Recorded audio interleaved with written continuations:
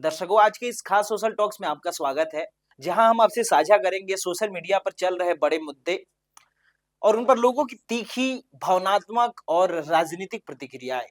हाल में ही दिल्ली के पूर्व मुख्यमंत्री अरविंद केजरीवाल और मनीष सिसोदिया को दिल्ली लिकर केस के सभी आरोपों से बरी कर दिया गया है। इस फैसले के बाद राजनीति से लेकर सोशल मीडिया तक हलचल तेज है, सवाल उठ रहे हैं, बहस छिड़ी हुई है और प्रतिक्रियाओं की बाढ़ आ गई है। वहीं दूसरी ओर क्रिकेट के मैदान से भी बड़ी खबर आई है। रिंकू सिंह की पिता की मौत के बाद सोशल मीडिया पर श्रद्धांजलि का सैलाब आ गया।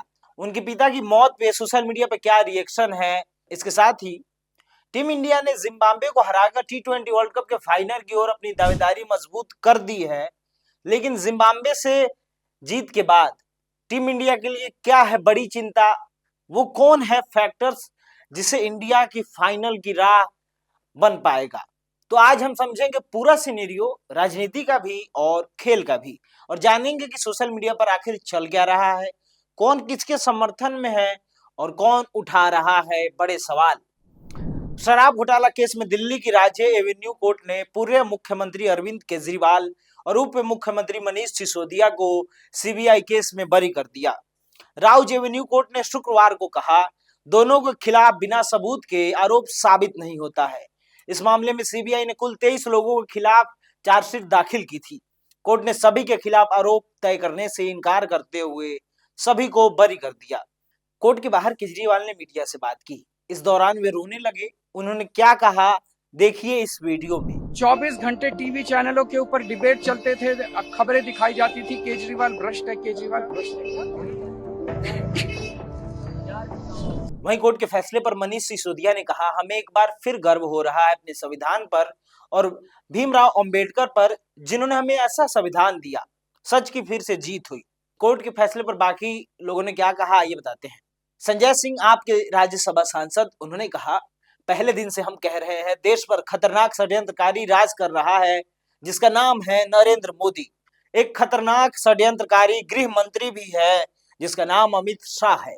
जरा सा भी नैतिकता बची हो तो दोनों को देश से माफी मांगनी चाहिए। आज आपने देखा कि अरविंद केजरीवाल की ईमानदारी पर जो चोट लगी थी, वो फैसला सुनकर आज फपक फपक कर रो पड़े। वहीं सुनीता केजरीवाल ने कहा, अरविंद केजरीवाल की पत्नी सुनीता केजरीवाल ने कहा कि इस संसार में कोई कितना भी शक्तिशाली हो जाए, शिव शक्ति से ऊपर नहीं हो सकता। सत्य की हमेशा जीत होती है। वहीं दिल्ली की पूर्व मुख्यमंत्री आतिशी ने कहा, चाहे कितने भी झूठे आरोप लगाए, चाहे कितना भी अत्याचार किया, लेकिन आखिरकार सच की जीत हुई और आज पूरे देश के सामने है भाजपा का षड्यंत्र और अरविंद केजरीवाल की कट्टर ईमानदारी। आइए अब आपको बताते हैं कि एक्स पर लोगों का क्या कहना है। दिनेश खंडेलवाल ने लिखा, भाजपा ईडी सीबीआई का संयुक्त मिशन था और अरविंद केजरीवाल को दिल्ली की सत्ता से बेदखल करना, इसमें वो सफल हुए। अरविंद केजरीवाल और मनीष सिसोदिया भले ही बाइज्जत बरी हो गए हों, लेकिन आज देश की राजधानी दिल्ली हार गई। वहीं रॉबिन का कहना था, सालों तक लिकर स्कैम का नैरेटिव चलाया गया, गिरफ्तारियां हुई, मीडिया ट्रायल हुआ और अब कोर्ट ने बरी कर दिया। या तो सबूत कमजोर थे या कहानी बहुत मजबूत बना दी गई। जनता अब सवाल पूछेगी, जवाब भी चाहिए। वहीं सुमवीर ने लिखा, ईडी पर अदालत को गुमराह करने और वक्त बर्बाद करने का जुर्म है, सरकार को गिरफ्तारी कर फर्जी मुकदमा चलाने का केस चलाना चाहिए। वहीं डॉक्टर खुरब कुमार बिंद ने लिखा, सच को थोड़ी देर लगती है पर एंट्री हीरो वाली होती है, जय हो केजरीवाल। इसी के बाद साहिल कुमार का भी एक कमेंट आया, बीजेपी अपनी गंदी राजनीति को पूरे देश में फैला रही है, एक दिन ये लोग भी जेल में होंगे। तभी उज्जवल यादव का लिखना था, सत्य परेशान हो सकता है लेकिन पराजित नहीं। और अदालत ने स्पष्ट रूप से कहा कि उनके खिलाफ पर्याप्त सबूत नहीं है, तो अदालत ने साफ कहा और इस तरह इसे सच की जीत बताया जा रहा है। तो दूसरी तरफ सवाल अब भी उठ रहे हैं। सोशल मीडिया दो हिस्सों में बटा दिख रहा है, कहीं जश्न, कहीं तंज, तो कहीं एजेंसियों की भूमिका पर बहस। कानूनी फैसला आ चुका है लेकिन राजनीतिक और जनमत की बहस अभी जारी है। इसी के साथ आज का पॉलिटिकल सोशल टॉक्स में बस इतना ही।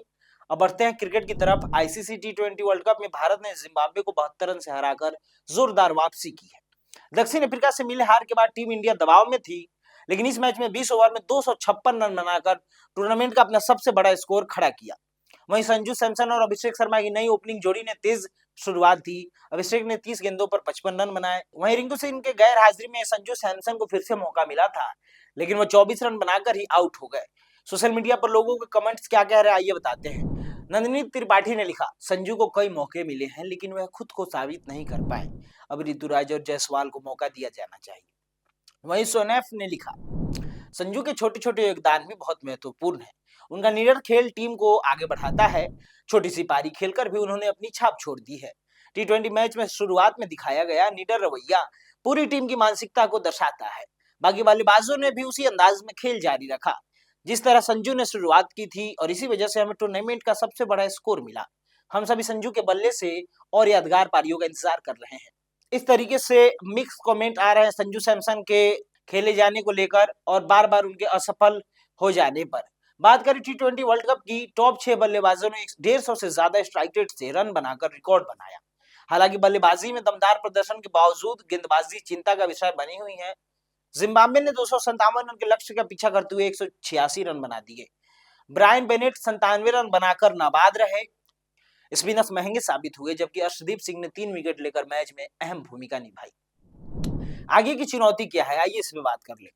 भारत के सामने सबसे बड़ी चुनौती वेस्ट इंडीज के खिलाफ मुकाबला है। यह मैच लगभग क्वार्टर फाइनल जैसा है।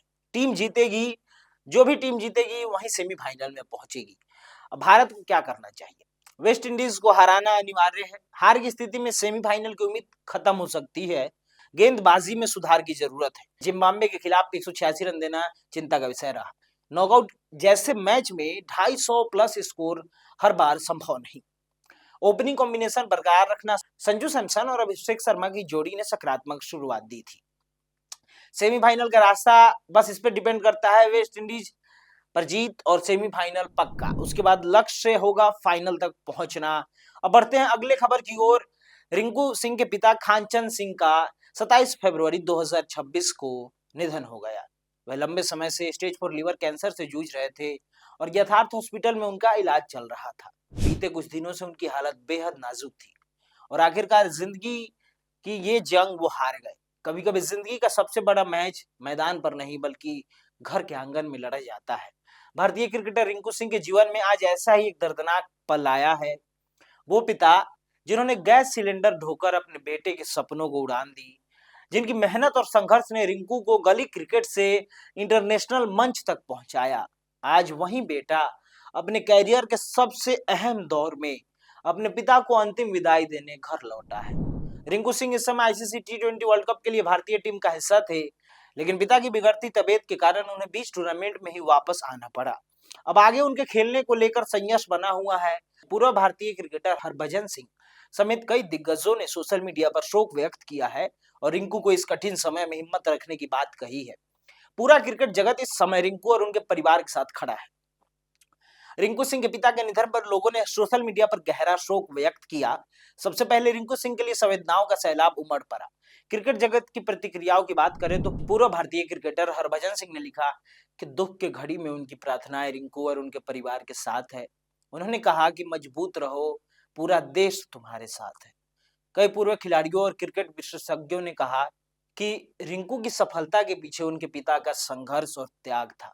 सोशल मीडिया पर फैंस ने लिखा, एक पिता का सपना था बेटा भारत के लिए खेले, आज पूरा देश उनके बेटे के साथ खड़ा है। एक ने लिखा, रिंकू भाई हिम्मत मत हारना, आपके पापा हमेशा आप पर गर्व करेंगे। तो वहीं एक ने लिखा, आपने मैदान पर देश को गर्व दिलाया, अब पूरा देश आपके साथ खड़ा है। लोग खासकर उस संघर्ष को याद कर रहे हैं जब उनके पिता ने आर्थिक कठिनाइयों के बावजूद रिंकू का साथ नहीं छोड़ा। कई फैंस ने लिखा कि आज अगर रिंकू स्टार है तो उसमें उनके पिता की मेहनत और त्याग की सबसे बड़ी भूमिका है। पूरा क्रिकेट समुदाय और फैंस इस समय एक ही संदेश दे रहे हैं, हिम्मत रखो रिंकू, पूरा देश आपके साथ है। अब देखने वाली बात होगी कि टी20 वर्ल्ड कप में वो वापसी कर पाते हैं, वो आखिरी के कुछ मैचों के लिए अवेलेबल हो पाते हैं या नहीं। आगे की जानकारी हम आपके साथ साझा करते रहेंगे। तब तक ऐसी खबरों के लिए जुड़े रहे नेक्स्ट जेन ब्रॉडकास्ट के साथ। धन्यवाद।